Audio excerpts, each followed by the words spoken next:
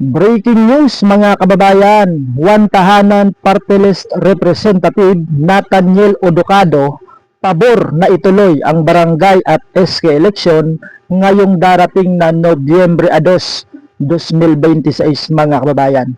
Ayon sa mambabatas, marami rin sa nakausap nito sa kamera ang sumusuporta na dapat ituloy ang halalan ngayong Nobyembre 2 sapagkat karapatan daw kasi ng mga mamamayan na bumoto, pumili at maghalal ng mga leader na gusto nilang maging leader sa kani-kanilang mga barangay. So yun po ang naging pahayag nitong si Congressman Odocado mga kababayan, na dapat daw pong ituloy na, lalong-lalo na handa naman yung Commission on Elections sa pagkandak nito pong barangay at SK election. Ang katunayan po mga kababayan ay tapos na po maimprenta ng National Printing Office ang mga balota na umabot po sa almost 90 million na mga balota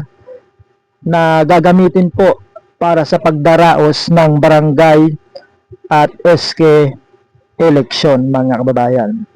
So marami po marami pang mga kongresista ang sumusuporta di umano na ituloy itong barangay at SK election na nakatakda nga po ngayong Nobyembre 2. Of the representative sa sa planong pagpapaliban ng Barangay Sangguniang Kabataan election. So far, dyan sa House of the Representatives, anong posisyon ngayon ng bill sa BSKE postponement?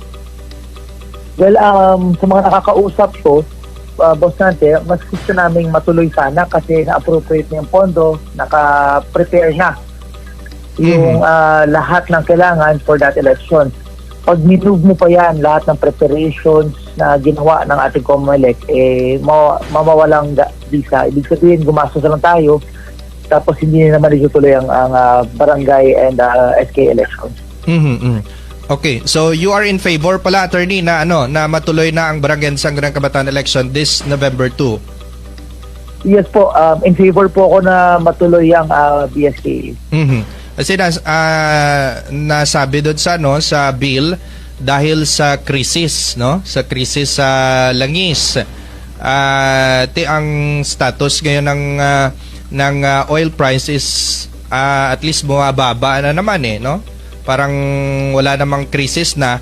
So posible attorney na matuloy Opo, posibleng matuloy po. And I think Boss Nante, dapat matuloy na rin yan.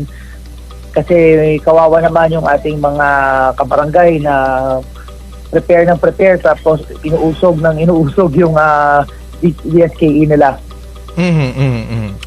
Okay. I'm not really aware sa exact date, Boss Nante, pero from among the members na mga kaibigan natin na tinatanong-tanungan din natin, mukhang tutuloy talaga siya. I'm just not sure which date ang isi-schedule nila. So dapat be ready ng mga tatakbo this election. Yes po. So dahil po dyan ay magbasa po tayo ng komento ng ating pong mga kababayan patungkol po sa post na ito ng Asenso Kabarangay. Ito po, sabi ni Oscar Garcia, salamat at may isang congressman na pabor na ituloy ang barangay at SK election. Ito pa po, thank you Congressman Odocado, the best ka Kong. Ito po, dapat ituloy ang BSK para mapalitan ang mga dapat palitan. So base po sa mga komento mga kabayan ay marami po ang natutuwa. Marami po ang sumasang-ayon dito sa naging desisyon o naging komento itong si Congressman Nathaniel Odocado na siya po ay pumapabor na hindi na ipagpaliban, hindi na ipuspon, kundi dapat po na ituloy na itong nakatakdang barangay at SK election mga kababayan. So ilang araw na lang ba Wait lang, bibilangin ko lang mga kabayan ha. Sapagkat kahapon po, Mayo 18, ay yun po yung huling araw ng voters registration para sa gaganapin nga pong barangay at SK election ngayong Nobyembre. So, ito po mga kababayan, nasa, wait lang po bibilangin natin kung ilang araw na lamang po. So ito po, matapos po yung voters registration kahapon ay naglabas po ng calendar of activities yun pong Commission on Elections or COMELEC. Ayan. Ito po, voters registration nga po noong nagsimula noong nakaraang taon, Oktubre, at natapos kahapon, Mayo 18, at yun pong filing ng Certificate of Candidacy or COC ng mga tatakbo, mga kakandidato, mga aspirants or mga re-electionists. Yung filing po ng Certificate of Candidacy ay sa September 28 hanggang October 5, mga kabayan. Doon lamang sa pagitan na yon na September 28 hanggang October 5 ay doon lamang po kayo pwedeng mag-file ng inyong mga kandidatura. At paalala po mga kabayan ang election po ngayon ay manual. Manual, ibig sabihin po mga kabayan, mano-mano po yung pagbibilang ng mga boto ng ating pong mga kandidato. So ibig sabihin, iba po yung rules pagka manual at iba yung rules pagka automated yung election.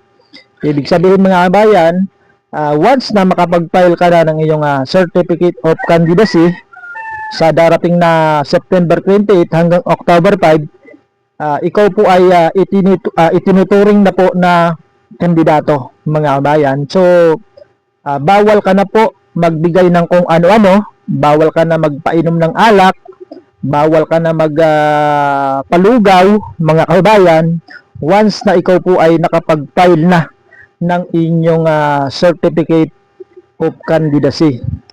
At yung campaign period po ay October 22 hanggang October 31, mga bayan.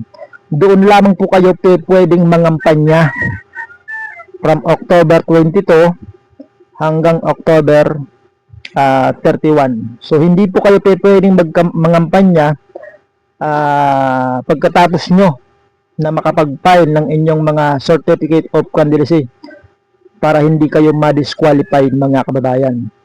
Baka kayo ay baka kayo ay masilip ng Commission on Elections sa maagang pangangampanya. Bawal po yan, mga kababayan, yung premature campaigning, sapagkat may itinakda po yung Commission on Elections na mga araw kung saan doon lamang kayo pwedeng mangampanya, doon lamang kayo pwedeng manligaw sa inyong mga kabarangay, mga idol at mga kababayan.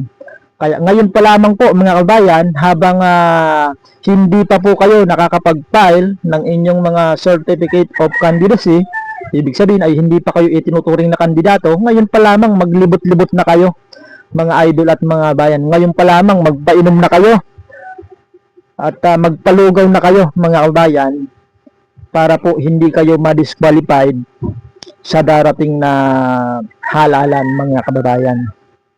So almost 166 days na lang bago po yung halalang pambarangay na nakatakda sa Nobyembre 2. So yung status po ng barangay at SK election ay nananatili pong November 2, yung pong date ng DSK 2026, sapagkat marahil ay alam naman ng karamihan na may mga nag-file ng kanilang panukala para muling ipagpaliban itong nakatakda na barangay at SK election ngayong November 2. Pero as of now, mga kababayan, ay hanggang panukala pa lang po yan. Wala pa tayong nababalitaan kung yan po ay pinag-uusapan na yan po sa Kamara at sa Senado. Alam naman natin na busy po yung Senado dyan po sa impeachment case ng ating pong Vice President Sara Duterte. Pero kung may bago pong balita about po sa mga bill diyan po sa sa House of Representatives at diyan sa Senate, ay agad po namin ipararating sa inyong mga kabayan. Kasi base po doon sa mga ipinail diyan po sa yung tinawag na House Bill 8886 ni Congressman Roland Valeriano, talagang yung nakalagay po doon, an act postponing the barangay at SK election, at gusto po ng Kongreso gawing Mayo 2027 yung pong pagdaraos ng barangay at SK election. At dyan naman po sa Senado, ipinail po ni Senator Amy Marcos yung Senate Bill 2067 na nakalagay po doon yung an act postponing the 2026 November 2 BSKE. So pareho po nilang pinupospon yun pong barangay at SK election na nakatakda ngayong November 2. Ang gusto naman po ng sa Senado na ipinasa ni Senator Amy Marcos ay gawing October 2027 yun pong barangay at SK election. Pero sa panig po ng COMELEC, ang gusto po ng COMELEC, mga bayan, ay dapat na ituloy na sapagkat mahihirapan daw po di umano sila pagka naging October yun pong barangay at SK election. Sapagkat kung maalala nyo, sa 2028 po ay mayroon po tayong national election na doon nga po ay magpapile sa October 2027, magpapile po ng Certificate of Candidacy yung mga tatakbo sa pagkapangulo, pangalawang pangulo, mga senador, at yun pong nasa local, kasama po yung gobernador at mga mayors hanggang sa kagawad. October 2027 po yung kanilang filing of Certificate of Candidacy para sa mga tatakbo sa 2028 national election. Kaya mahihirapan di umano yung Commission on Elections kung isasabay itong BSKE doon sa filing ng 2028. Kaya mas maigian niya, sabi ng Commission on Elections, ituloy na ngayong 2026 ng Nobyembre itong BSKE para pagkatapos nitong BSKE ay makapag-focus po yun pong Commission on Elections para po doon sa kanilang paghahanda sa 2028 national election. So as of now, ang umiiral po na batas mga kababayan ay yung Republic Act 12232 na nakalagay po doon yung pong schedule na November 2, 2026 barangay at sangguniang kabataan election. Hanggat wala po silang nagagawang batas na panibago para amyendahan itong November 2, 2026 ay mananatili po na susundin ng Commission on Elections itong November 2 barangay at sangguniang kabataan election. Kaya kung ako sa inyo mga kabayan kasi almost 166 days na lang, ilang araw na lang po yung nalalabi mga kabayan, barangay at SK election na. Kaya doon po sa mga nagbabalak na kumandidato, nagbabalak na tumakbong muli sa barangay at SK election, maghanda-handa na po kayo mga kabayan.